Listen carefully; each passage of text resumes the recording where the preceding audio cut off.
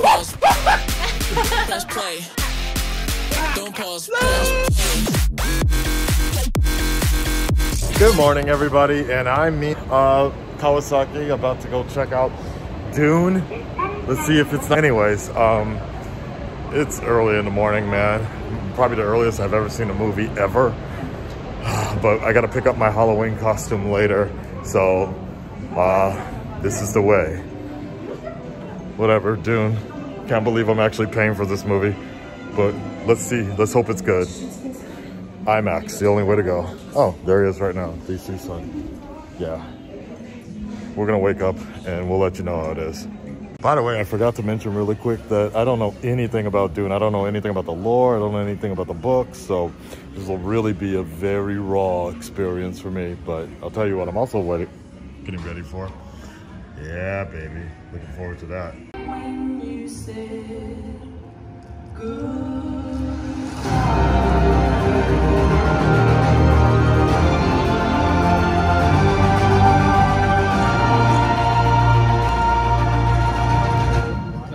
They gotta it was long. It felt long. It really felt long. Let me wait for DC Sun to get out from the validation and we'll just record our thoughts, our conversation, I guess. Yeah, I guess it's yeah. it was a movie. It was definitely a movie, that's for sure. Very artistic. So we're in the mobile.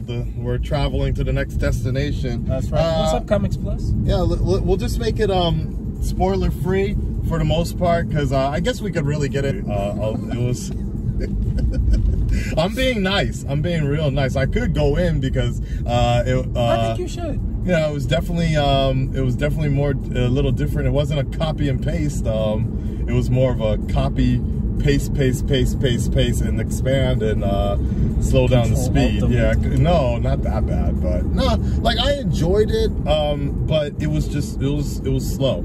It was slow, and as somebody that 100%, all I know as a kid when I was at Comic Cons in the Shrine or something like that, that's right. All I know. My dad was kind of into the series, and I know it has a lore to it, and all I know was that people were saying that this is what inspired Star Wars or something like that. So I was like, okay, cool, respect. I thought the story itself was actually pretty cool. Hold on, I'm gonna turn it down just a little bit more.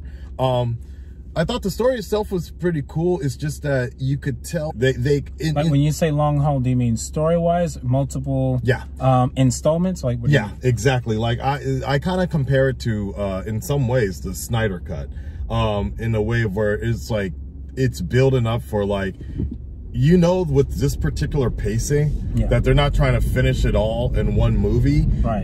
But I also think that kind of hurt them in some sense, because I honestly don't even know if this first movie was interesting enough.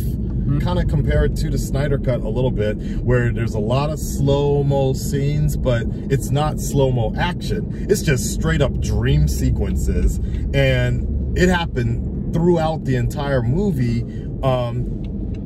Fairly dream sequences are possibly flash forwards, we don't know, but you know, after hour two, you know, I start thinking to myself, okay, they're not going to explain any of this. Like, all this is basically set up for hopefully the next movie, or things like that. So I have a little bit of concern that there may not be enough of a return audience for them to make. I was like, wow, you know, they kind of could have, as much as I respected how visually stunning it looked, very similar to Blade Runner, I'm like, ooh, this probably could have been told in half the time, in 45 minutes, this entire thing. Yes, there's little things that would have been cut out, but it also reminded me of Peter Jackson's storytelling with Lord of the Rings.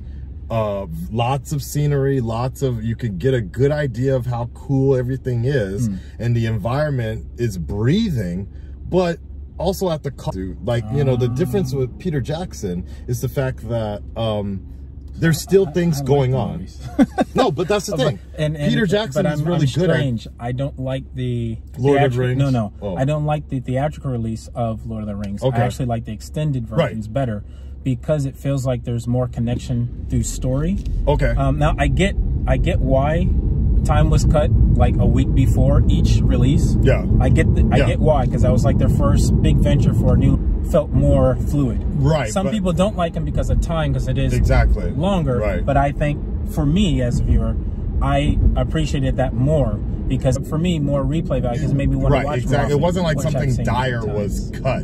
Where I think with Dune, I honestly think they could have trimmed it down to under 2 hours, and it probably would have had the same feeling. I will say that the characterizations of most everybody worked well in a sense. I think that what's his name? Isaac something? Oscar Isaacs. Oscar Isaacs gave an outstanding performance. He was boss. Yeah, he did really well.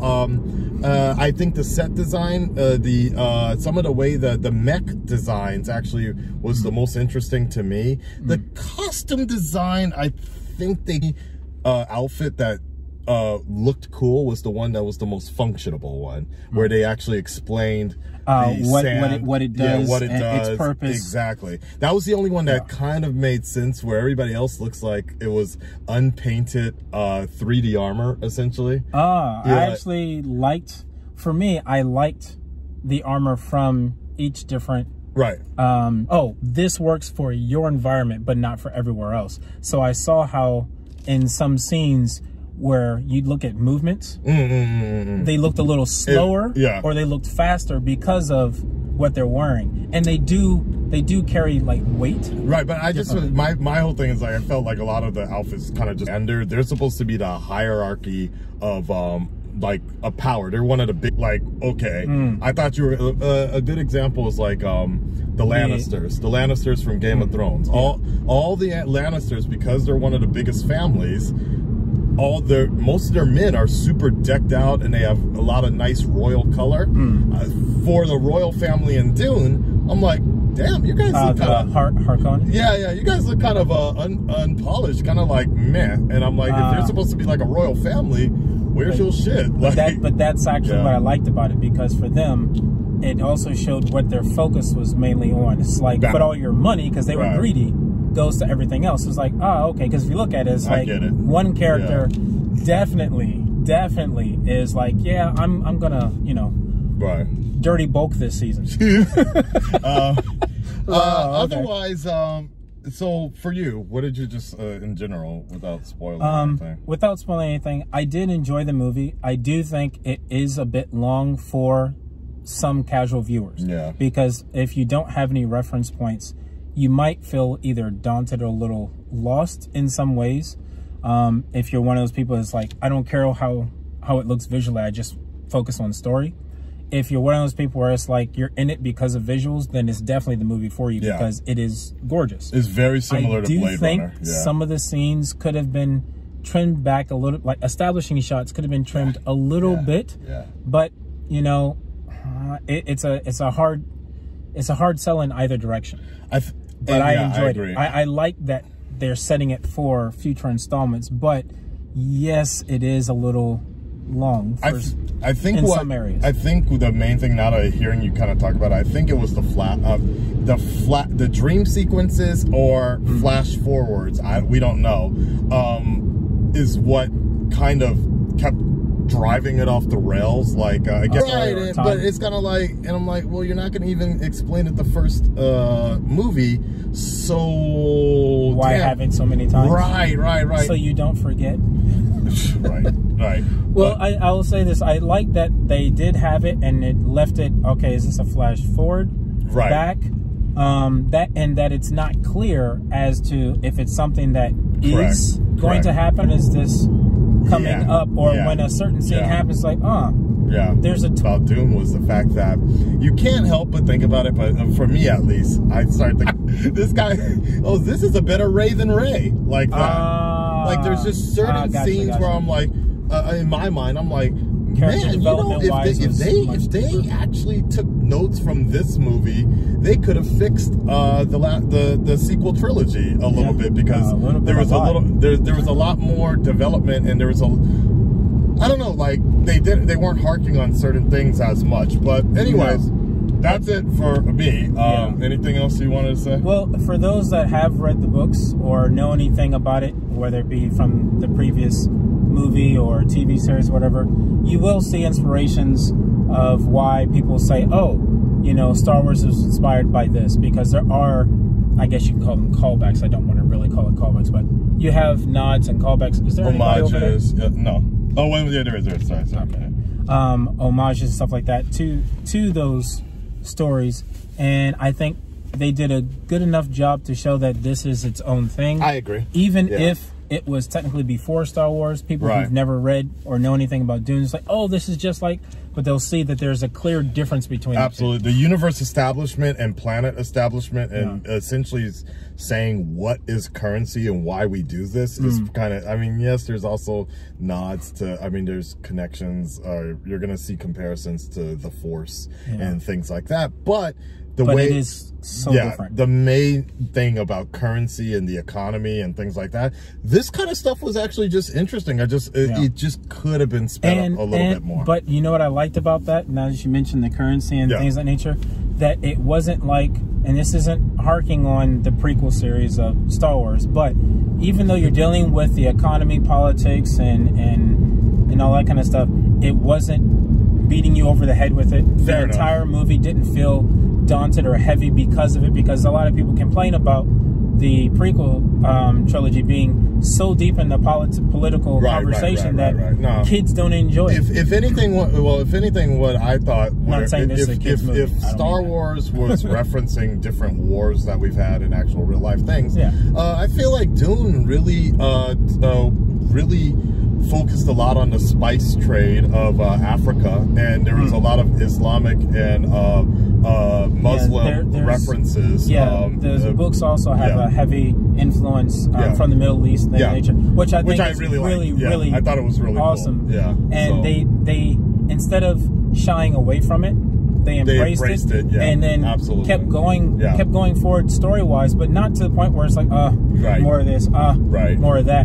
But it did feel, I don't know about you, but there are some scenes where it did kind of make me think of like different corners of the world. ISIS? Oh, okay.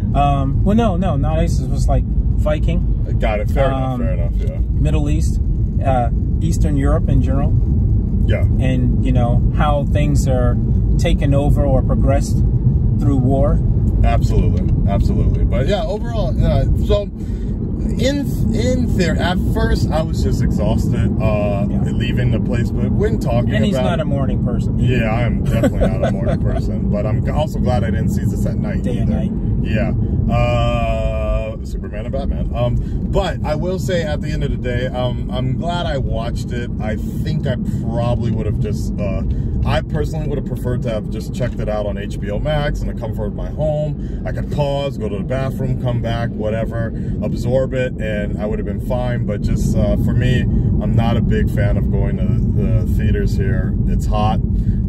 It's not like, it was like probably 24 degrees in there or whatever, and we got to keep our mask on, and I'm just like, oh my god, how much longer? So you know, the only movie I've enjoyed so far this year with the theatrical experience was No Time to Die, but I just thought it had the right pacing for me to stay interested in it. So yeah, but you know, I'll give the sequel a shot. If they make a sequel, I'll give it a shot.